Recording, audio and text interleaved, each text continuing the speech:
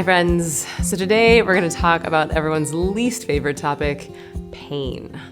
So I was invited to a neuroscience conference a few months ago, and it was really exciting to get to see on the physical level representations of these things that I've been studying for the past 10 years. And this one scientific study was released, and to be honest, I didn't even think that it was true because it seemed too astounding. And it had to do with meditation and pain, specifically mindfulness. So in this study, they had 4 different groups. One group was taught mindfulness meditation. Another group was taught sham meditation. The third group was given books on tape, and the fourth group was given like a fake analgesic cream. Now, they were all given a stimulation beforehand of 113-degree temperature on their leg. And then they did their various activities, and then they were given the stimulation again. Now, the people who had the fake analgesic cream, their pain receptivity dropped by 3%. The books on tape people, their pain receptivity dropped by 1%, so basically not at all. Now here's where it gets crazy. The sham meditation group, their pain receptivity dropped by 22%, which is PS equal to morphine. Now the mindfulness meditation group, their pain receptivity dropped by 44%, which is double morphine. Now, I thought, to be honest, that I was just not smart enough to understand this survey because it was a bunch of legit neuroscientists there. But then I read about it again 3 weeks later in Time magazine, and it turns out that this is, in fact, the findings of this study. So what this suggests is that mindfulness meditation could actually be more impactful for you than taking morphine. Now, I find this really relevant because, as you may know, we have an opiate addiction in our country. So if you're dealing with pain, or if someone you know is dealing with pain, I highly encourage them to develop a meditation practice, and specifically mindfulness. Now, we teach certain forms of mindfulness at Ziva, but there's lots of different ways that you can learn mindfulness as well. So I'll walk you through a quick exercise that you can do right now, and I invite you to experiment with this on your own and really build up on it every day. So have a seat, sit with your back supported and your head free. Go ahead and close your eyes, and we'll take a few breaths just to get grounded and centered in the body. So inhaling for 2 and exhaling for 4. I call this the 2X breath. It's a nice way just to get settled. Inhaling through the nose for 2 and exhaling for 4, letting your body soften and melt into the chair.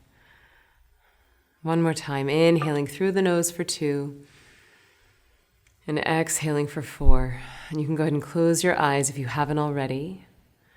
And we're going to do a body scan. So simply scanning your body from the very top of your head to the bottom of your feet. And I want you to ask the question, what's the most prevalent sensation happening for me right now? So we're not trying to judge anything or fix anything. I just simply want you to notice what's the most prevalent tactile or physical sensation happening in my body from the very top of my head all the way through my jaw, my neck, my shoulders, my chest, belly, hips, thighs, calves, ankles, and feet. Just noticing, is my heart racing? Is my stomach in knots? Do I have pain in my knee or my neck?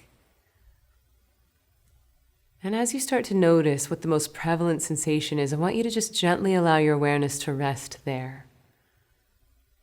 What is the sensation trying to communicate to you?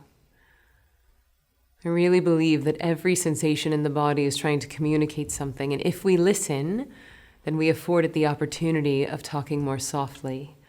But if we try to dampen it, and if we mask it, or if we try to shove it down, then it has to speak louder and louder. And if we don't listen, then it will start yelling. And if we don't listen, then it will start wrecking the house.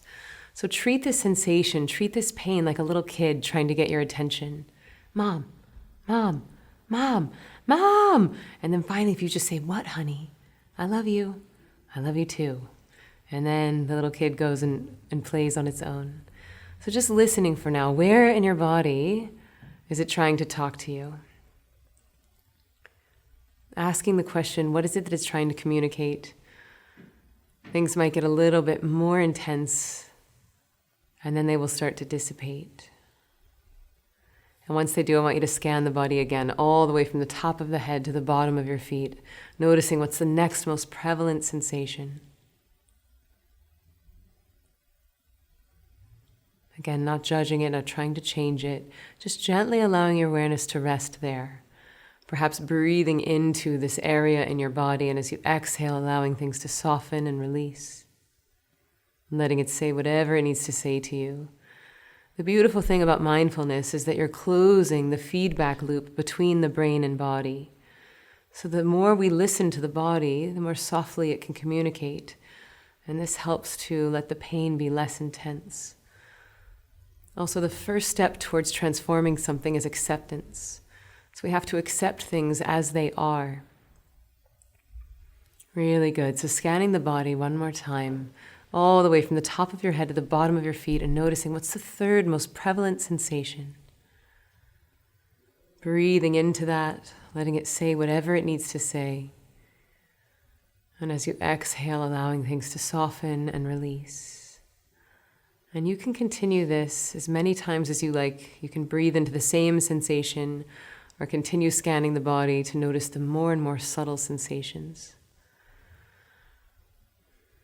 And when you're feeling ready, you can start to take a big, delicious inhale, breathing some life into your feet, into your hands.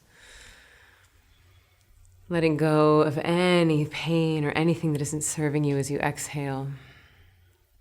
And starting to ever so gently, slowly open the eyes.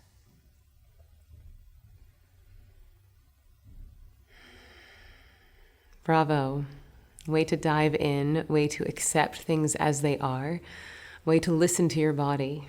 I really believe that this is true, that any pain in the body is trying to communicate something to us. And if we listen, then it's easier to intuit how the body wants to be corrected.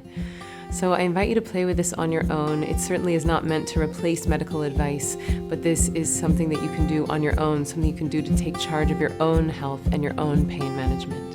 So I hope that it's helpful, and if you want to learn more, you can visit me at zivameditation.com. All right, bye friends.